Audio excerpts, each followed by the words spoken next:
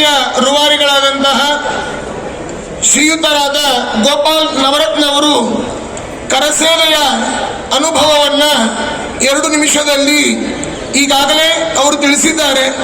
2 ನಿಮಿಷದಲ್ಲಿ ಕರಸೇವೆಯ ಮಹತ್ವವನ್ನು ತಿಳಿಸ್ತಾರೆ. ನಂತರದಲ್ಲಿ ಸಭಾ ಕಾರ್ಯಕ್ರಮ. ಆದರಣೀಯ ಗುರುಗಳೇ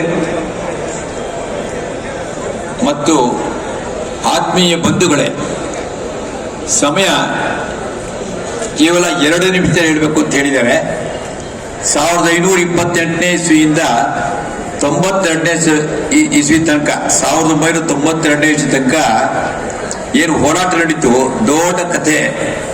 ಆದರೆ ಬಹಳ ಸಂಕ್ಷಿಪ್ತವಾಗಿ ಹೇಳಬೇಕು ಅಂತ ಹೇಳಿದ್ರೆ, ಇವತ್ತೇನು ಭವ್ಯ ರಾಮ ಮಂದಿರ ಆಗಿದೆ, ಅದು ಸುಮಾರು 3,75,000 ರಾಮ ಭಕ್ತರ ಬಲಿದಾನದ ನಂತರ ಆಗಿರ್ತಕ್ಕಂಥದ್ದು ಅಂತ ನಾವು ಮರಿಬಾರ್ದು. ನಾವು ಅವರೆಲ್ಲರ ರಕ್ತ ತರ್ಪಣ ಬಲಿದಾನದಿಂದ ಆಗಿರ್ತಕ್ಕಂಥದ್ದು. ಸುಮಾರು 500 ವರ್ಷಗಳ ಹೋರಾಟದ ಫಲ ಇದು.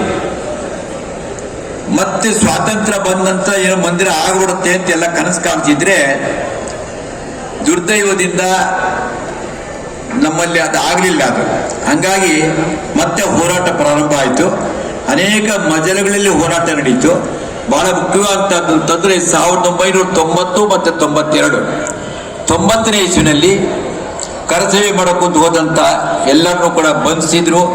ಮತ್ತೆ ಗೋಲಿಬಾರ್ ನಡೀತು. ಸುಮಾರು 250 ಜನ ಕರಸೇವಕರು ತಮ್ಮ ಪ್ರಾಣವನ್ನು ಕೊಟ್ಟರು. ರಸ್ತೆಗಳಲ್ಲಿ ನೇರವಾಗಿ ಗುಂಡೊಡೆದಿದ್ರು. ಕರಸೇವಕ ಕೆಳಕ್ಕೆ ಬಿದ್ದಿದ್ದಾನೆ, ರಕ್ತ ಹೋಗ್ತಿದೆ. ಆ ರಕ್ತದಿಂದ ಅವನು ಆ ರಸ್ತೆ ಮೇಲೆ ಬರೀತಾ ಇದ್ದೀನಿ, ಜೈ ಶ್ರೀರಾಮ್ ಜೈ ಶ್ರೀರಾಮ್ ಅಂತ. ಇದೆಲ್ಲ ನಾವು ಕೇಳಿದ್ವಿ 90ನೇ ಇಸ್ವಿದು ವಿಷಯ. ಆದರೆ 92ರಲ್ಲಿ ನಮ್ಮ ಸಂಘದ ಅಧಿಕಾರಿಗಳು, ಪ್ರಚಾರಕರು ನಮಗೊಂದು ಸೂಚನೆಯನ್ನು ಕೊಟ್ಟರು. ಈ ವರ್ಷ ಗೃಹಸ್ಥರೆಲ್ಲ ಹೋಗ್ಬೇಕು ಅಂತ ಹೇಳಿದ್ರು. ಸಂಘದ ಸ್ವಯಂ ಸೇವಕನಾದಂಥ ನಾನು ಮತ್ತೆ ನಂತರ ತುಂಬಾ ಜನ ಸೂಚನೆ ಪಾಲನೆ ಮಾಡೋದಷ್ಟೇ. ಅಲ್ಲಿ ಹೋದ್ರೆ ಏನಾಗುತ್ತೆ, ಏನ್ ಕತೆ, ಯಾವ್ದು ಲೆಕ್ಕಾಚಾರ ಇರಲಿಲ್ಲ. ಹಂಗಾಗಿ ಹೊರಡಬೇಕು ಅಂತ ನಿಶ್ಚಯ ಮಾಡ್ಕೊಂಡ್ವಿ.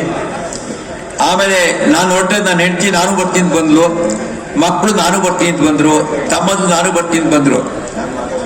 ಇತ್ತೀಚಿನ ಒಂದು ವರದಿಯ ಪ್ರಕಾರವಾಗಿ ಒಂದೇ ಮನೆಯಲ್ಲಿ 7 ಜನ, ಇಡೀ ಕುಟುಂಬದವರು 10 ಜನ ಅವರಿಗೆ ಹೋಗಿದ್ವಿ. ಆತರ ಅನೇಕ ಕುಟುಂಬಗಳಲ್ಲಿ ಬಂದಿತ್ತು.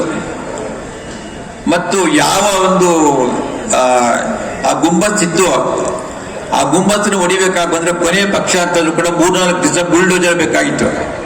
ಆದರೆ ಅವ್ರು ಬಂದಂತ ಕರಸೇವಕರಿಗೆ ಅವ್ರಲ್ಲಾದಂಥ ಆವೇಶ, ಹನುಮಂತರ ಒಂದು ಆವೇಶ ಆಗಿತ್ತು ಅವ್ರಿಗೆ.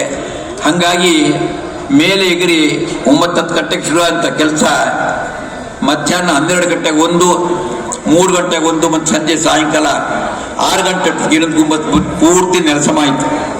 500 ವರ್ಷಗಳ ಕಳಂಕ ನಿರ್ನಾಮ ಆಯ್ತು ಅವತ್ತು.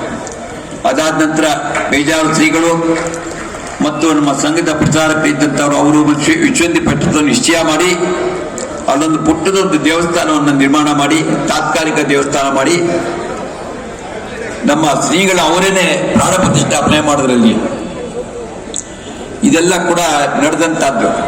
ಹೋರಾಟದ ಅವತ್ತೊಂದು ಸಾಲಿ ಸುಮಾರು 5 ಲಕ್ಷ ಜನ ಇದ್ವಿ ನಾವು ಇಡೀ ದೇಶದಿಂದ. ನೀವೇನು ಪುರಂದರ ಸಾಲಕ್ಕೆ ಇದ್ವಿ, ಅಲ್ಲಿ ನೋಡಲು ರಾಮ ಇಲ್ಲಿ ನೋಡಲು ರಾಮ ಅಂತ. ಅವತ್ತಿನ ದಿವಸ ನಾವು 1 ವಾರ ಕಾಲ ಗಾಳಿಯ ಅಲೆಯಲ್ಲಿ ಶ್ರೀರಾಮಚಂದ್ರ ಅವತ್ತು ಅಷ್ಟೊಂದು ಹುಮ್ಮಸ್ಸಿನಲ್ಲಿ ಪ್ರಾಣ ಕೊಡೋಕ್ಕೆ ತಯಾರಾಗಿದ್ವಿ ನಾವು. ದೇವ್ರ ದಯದಿಂದ ಯಾವುದೇ ಒಂದು ಅಲ್ಲಿ ಹಾನಿ ಆಗಲಿಲ್ಲ, ವಾಪಸ್ ಬಂದ್ವಿ. ಇದು ತುಂಬಾ ದೊಡ್ಡ ಕತೆ. ಮತ್ತೊಮ್ಮೆ ಎಲ್ಲರೂ ಕೂಡ ಸಿಕ್ಕಿದಾಗ ಪ್ರಸ್ತಾಪ ಮಾಡೋಣ. ಅನೇಕ ಜನ ಹಿರಿಯರು ಬಂದಿದ್ದಾರೆ. ಅದಕ್ಕೋಸ್ಕರ ಅದರ ದೇವರ ಒಂದು ಅನುಗ್ರಹ ಏನಪ್ಪಾ ಅಂತಂದ್ರೆ, ಹೋರಾಟ ಮಾಡಿದಂಥವ್ರು ಇದ್ದಾಗಲೇ ನಮ್ಮ ಎದುರುಗಡೆ ನಮ್ಮ ಕಣ್ಮುಂದೆ ರಾಮ ಮಂದಿರ ಆಗಿದೆ. ಅದೇ ನಮ್ಮ ಒಂದು ಅದೃಷ್ಟದ ಸಂಗತಿ, ಭಗವಂತನ ಕೃಪೆ ಅಂತ ಹೇಳ್ತಾ ಶ್ರೀರಾಮರಿಗೆ ನಮಸ್ಕಾರವನ್ನು ಮಾಡ್ತಾ, ಎಲ್ಲ ಸಜ್ಜನ ಬಾಂಧವರು ನಮಸ್ಕಾರವನ್ನು ಮಾಡ್ತಾ ನಾನು ಕೊಟ್ಟಂತ 2 ನಿಮಿಷ ಮುಗಿಸಿದ್ದೀನಿ. ಕೃಷ್ಣ ಅರ್ಪಣ ಮಸ್ತು.